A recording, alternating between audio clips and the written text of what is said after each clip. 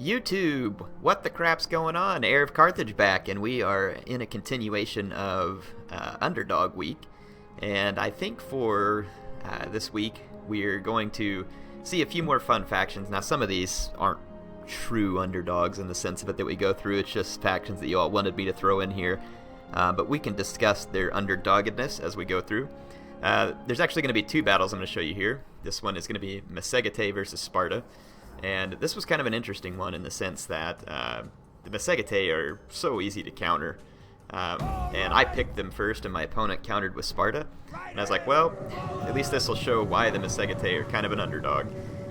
So in any case, I come onto the battlefield, and let's get some nice views here. We'll follow my mercenary Amazonian women here, who are nice long-range horse archers. You can see some of my horse archers cresting the hill over there, and then I have more that should be moving around to flank over there. I can't see them because of my positioning here. As soon as we move up, we'll see the rest of my hordes, I think. Perhaps so. Yeah, we got a nice... Yeah, there's some of my hordes off to the right, and there's the rest of my hordes on top of the hill, and you can see the Spartan armies way out in the distance moving to the top of that hill to go hill camping. And some of you are going to say that that's pretty weak of my opponent to do something like that. I would agree that it's just not necessary. Is it smart if you're really trying to win? Yes, because it'll make it really hard for me to get angles to shoot from with my missile units. And missile units suffer badly when shooting on an uphill gradient of terrain, so you really don't want to shoot uphill into targets because it reduces your missile damage. Shooting downhill into them is much preferred. And so my opponent has 3 Tarentine Cav and a horse skirmisher, and I'm assuming that he had hoped to maybe harass some of my heavy lancer units, but I'm not going to let him get close to my heavy lancer units. And I'm going to use my horse archers to shoot at him and stay at a distance. As best I can, at least. I don't think I make too many mistakes, actually, which is surprising. But yeah, as you can see, the timer on this is not particularly long, so maybe foreshadowing what's going to happen here. And the last time that I played a very skirmishy game was with the Odrysians versus Rome, and my opponent ended up running away to the red line. And a lot of you were like, that's weird. Or I say a lot of you. I remember Blade Master specifically saying, people don't seem to get mad whenever I play skirmish tactics. So I guess you've got like the smooth touch or something, or the personable character, because every time I do it, people have a not so nice reaction to it. But anyway, if you're going to play as Massegetae, it's really difficult, and your main goal should be to get rid of enemy cavalry. If you can get rid of enemy cavalry, assuming the enemy is not in a pike box, so you also have to consider a pike box, you should be able to cycle charge enemy infantry into an oblivion. Do not bring them on a forested map. You want to bring them in the wide open. And what type of horse archers you bring and how many is kind of at your discretion based on what you think you could run into. I brought 6 here, and the reason being is I was going to try and skirmish my opponent's foot skirmishers from multiple angles, but my opponent brought no foot skirmishers. He just brought like an all hoplite army with a couple of perioikoi pikemen. Let's see, 1, 2 there, yeah. Spartan pikemen. Spartan hoplites. Yeah, so hoplites are not a very good counter to heavy lancer cav. They just aren't. They don't have javelins. They don't really do a lot of damage quickly. So enemy lancer cav can charge you, cause the damage, and get away while you cause relatively little damage to them. It would be smarter as Sparta to have quite a few pikes, I think, because then the pikes are going to make me need to spend my ammo on them.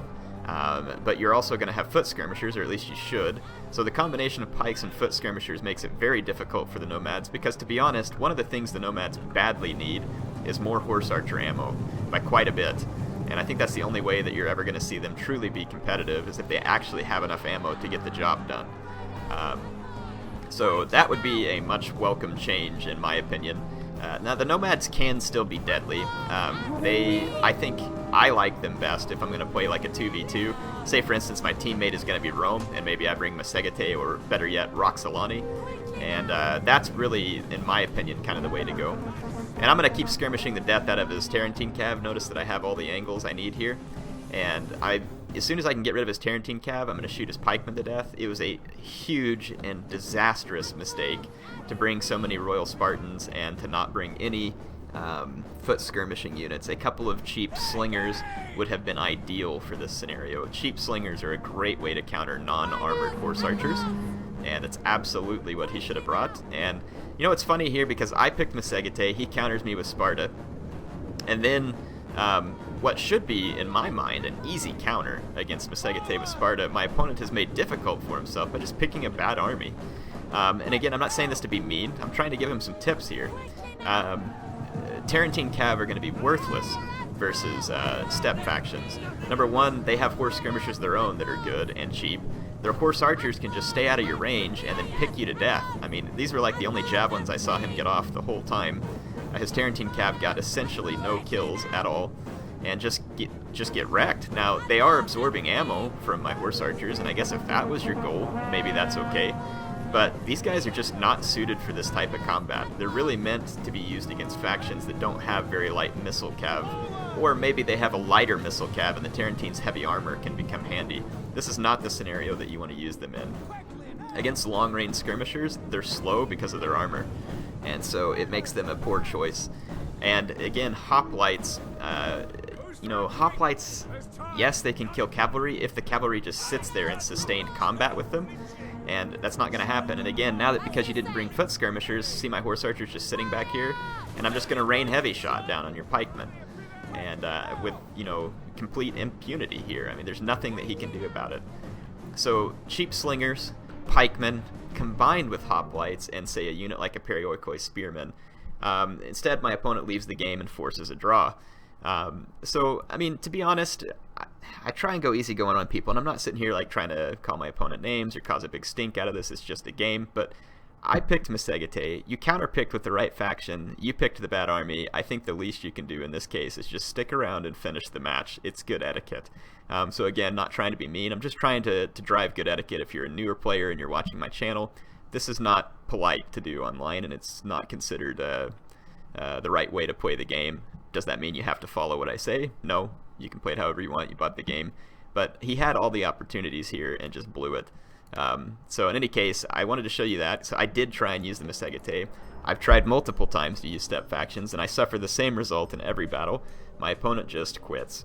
And that's been the case with me with the Nomads from the beginning. It's crazy to me that that happens so much because honestly it's so easy to counter the Nomads. But anyway, hope you all enjoyed that bit. I'm going to go ahead and show you a full battle here though, so that you don't just get left with kind of like that inconclusive engagement there.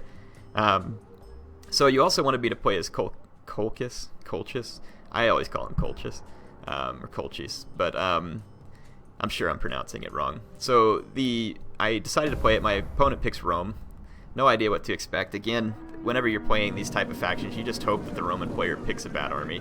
And I've got 3 Eastern Slingers, 4 Noble Blood Cav, 6 Cartly Axemen, 3 Axemen, 1 Hillman, and 2 Horse Archers. The Roman player has, I think, 3 Hastati for meat shielding. Good choice. He's got a couple of veteran legionaries, no, 4 veteran legionaries. And then he comes with a very odd choice here. He has a whole bunch of spears against the Colchians, and I'm not sure why that is.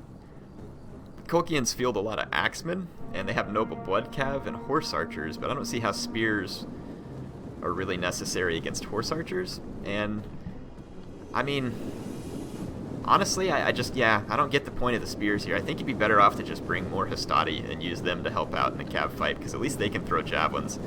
The Roman spears that I'm aware of can't throw javelins, and that's kind of an issue. So yeah, he's got 2 gladiator spearmen, and he's got a couple of vigiles up front, which I think I learned in my own battle. The vigiles are honestly pretty worthless. They can't throw javelins. They're never going to kill anything. These guys really don't serve a purpose on the battlefield.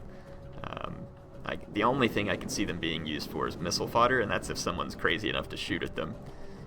So I don't see that happening. Now his cavalry, I think, is an overspend as well. Now the Saki Equites Extraordinari, I don't disagree with these guys. I like to use them sometimes as well, even though they're pretty crappy for the price. Praetorian Cav is overkill, and Auxiliary Cav, maybe not a bad choice since you might be facing Noble Blood Cav.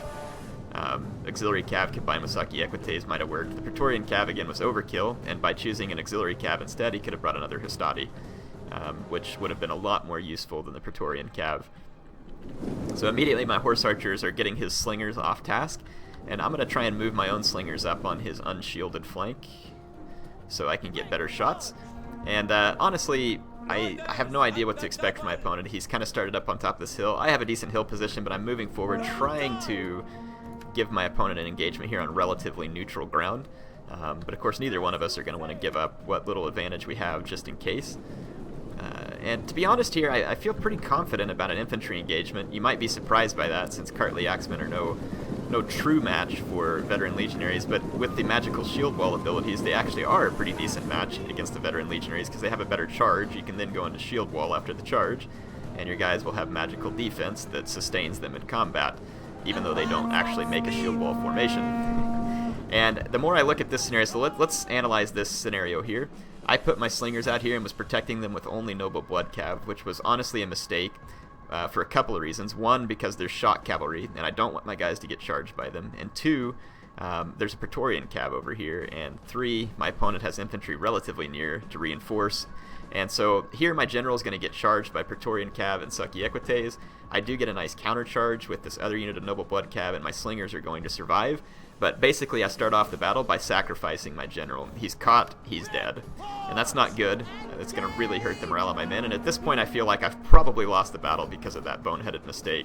But I am going to go throw my hillmen and some other units into this fight, just to try and make the Roman pay a price. And of course I'm going to retreat my slingers to safety back here, and then I'm going to move a noble blood cav over here because my opponent has loaded his cavalry all in this wing. And that should leave my horse archers free to try and do some work here. I just have him on fire at will at the moment, which is probably a waste, but obviously you can see my target here. I'm going to buzz past his spears and tie down his Balearic slingers. I don't need those guys firing into an already bad situation for me. Now fortunately for me though, the Roman comes over here and starts blobbing into this fight to just really try and overwhelm me, which leaves him open for some charges. Obviously I'm going to crush these Vigiles with an Axeman. And again, here comes my horse archers, who are not going to win in sustained melee against these Balearic slingers, but are going to get some nice kills on the charge. And it's going to make his Balearic slingers a lot less cost effective to get caught in melee combat like that, and to have a whole bunch of them die. I do end up having to retreat from it, unfortunately, because I would have gotten summarily destroyed, and I don't want to lose all my mobility just yet. So my general's dead. You can see the morale of my men is suffering. These Eastern slingers that have already poor morale are wavering, so I have to keep them away from the enemy skirmishers, keep them away from combat in general. Over here, my opponent thinks to catch my noble blood cav with his veteran legionaries. I'm not going to let that happen. I'm going to countercharge him with these Cartly Axemen, who have a superior hill position, and then I'm going to, of course, go into shield wall. But I get a very nice flank charge on the veteran legionaries there, and it should make them pay a price, as they're not countercharging me. And my opponent has committed a few mistakes here as well. He got these Sucky Equites caught up in this combat from a poor angle, and he's committed his general into this fight where my Axemen are at. And I'm going to start moving my infantry in to start plugging some gaps here and do what I can. I don't think my opponent, he started out with an early victory over here. He overcommitted the number of troops he needed, whereas he should have used his extra cavalry to push around, kill my slingers, and start to threaten my infantry while he pushed forward against my infantry, and that would have been the end of the game for me. I was already suffering from low morale, so I think my opponent made a critical error there, as he could have had the game well in his hands, in my opinion. So here come my my Axemen, Cartly Axemen, I believe. Again, very nice flank charge on the veteran legionaries. And then I'm going to get another flank charge on these legionaries. The shield wall here actually did glitch out. It does that sometimes. See how my men are facing away from his, and they've disengaged in combat. That is one of the few times where you'll see shield wall actually be bad rather than good. But most of the places where I'm going to go into shield wall, it's going to end up being very helpful for me. It gives my men a lot of melee defense. Again, magical melee defense is always helpful. I'm shooting these Romans in an unshielded flank, but I don't have the best angle because some of my own men are there in the way. And against these veteran legionaries, my Axemen are slowly doing quite nicely, actually. They could be better, but I feel like overall they're doing a decent job. And in fact, right over here, this Cartly Axeman, one of these guys, yeah, this one's doing very well. And look at this. So this is one of the things that's been weird since Emperor Edition. I get a brilliant rear charge here with Noble Blood Cav. But of course, the Roman infantry has very high health and armor. And then I lose track of this Noble Blood Cav, and of course he's got these other infantry nearby and just starts wrecking my cav. In a dense formation like that, especially against Romans, you're going to have very little effect on both their health and their morale. It dinged their morale, as you can see, but it hurt my blood cav more than anything. So, in reality, my opponent's still winning this, But with a couple of key things here, I can still win this battle. I am killing his Equites here. He made a mistake chasing my Noble Blood Cav. He did get some kills, but then he ends up losing basically his whole unit of Equites.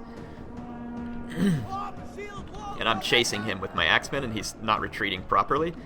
My Horse Archers got back into his Balearic Slingers, so they haven't been able to fire. And now his cavalry is going to end up getting a nice rear charge here on these Cartly Axemen, but they're going to end up getting tied up with infantry. All the while, I'm going to swing my Noble Blood Cav over here and take out his Slingers, so that's going to take away a key tool for my opponent to win this. And let's see, the Roman general's still alive, so that's not helping me either, because my general's dead. But my men are starting to fight in a fairly stable condition. He does get his Equites out of that fight, but I see them in time, and my Eastern Slingers are going to annihilate them with a volley before they can cause any substantial damage. But again, this is very risky, even in small numbers, because my general is dead, which means the morale of my Eastern Slingers is very low. So I'm very lucky to have timed that one properly. I do get into his Balearic Slingers. He brings in his own Auxiliary Cav and Equites, and Praetorian Cav just really starts pouring it in. But at the same time, he lost track of this Noble Blood Cav, which gets his general, and I'm going to kill the Roman general at a very important time in the battle. My Cartly Axemen here are wailing on his Hastati, and also knocked out some Vigiles that were there. And then the rest of my guys in these shield walls are doing, some of them are doing weird things, but it's okay because the Romans aren't doing much either. See how their guys are sitting here just kind of barely engaging me? So this is one of those battles where shield wall is probably going to glitch out more, but the Roman here has his back turned to me and doesn't recognize it, and his veteran legionaries are just going to eat a whole bunch of Slinger Stones, and this is going to be a key loss for my opponent. And the morale of his men in this area starts to falter because they're all losing decisively. And once those guys died, the Roman general died right at the same time, and although most of his troops are disciplined, he's going to take a huge hit from that. It's going to be bad. Yeah, so my Noble Blood Cat wrapped those guys up, and then I'm going to come back in here for his last Balearic Slingers. I now have Eastern Slingers left with plenty of ammo, and my opponent's cavalry is essentially dead. So there's really not much that he can do to stop me at this point. I have infantry to protect my Slingers, I have tons of ammo, his Slingers are now gone, they're a non-factor, and my infantry is actually winning. It causes a chain rout amongst his men, so what started out as a huge blunder for me, and very potentially should have and could have been the end of the battle for me, my opponent did not capitalize on it, and I was able to turn it around. So Colchis is definitely not like a power faction, but I don't see them as much of an underdog as some of the other factions I've represented this week, just because they have some decent tools. They have Horse Archers, Noble Blood Cav are good, mid-tier Cav. They've got decent mid-tier infantry in the Cartly Axemen. They've got Axemen to support them. They have access to Hoplite type units. They have Eastern Slingers and Eastern Archers. Both of those are handy long-range units. And I think they have Eastern Javelinmen too, which are also a handy unit. So honestly, I don't see Colchis as a massive underdog. They're just one of those kind of mid-tier factions, probably in my mind. They're not good, but they're not absolutely terrible at the same time. Yeah, Eastern Javelinmen have good damage. They have shot cavalry if they need it. Yes, I mean they have some tools at their disposal. Colchian nobles. These guys are okay. Their charge bonus isn't all that great, and their melee attack is pretty lackluster for what you would hope. Their armor is very good, as well as their base morale and health, but they lack elsewhere. Anyway, hope you all enjoyed this. HeirofCarthage signing out for now.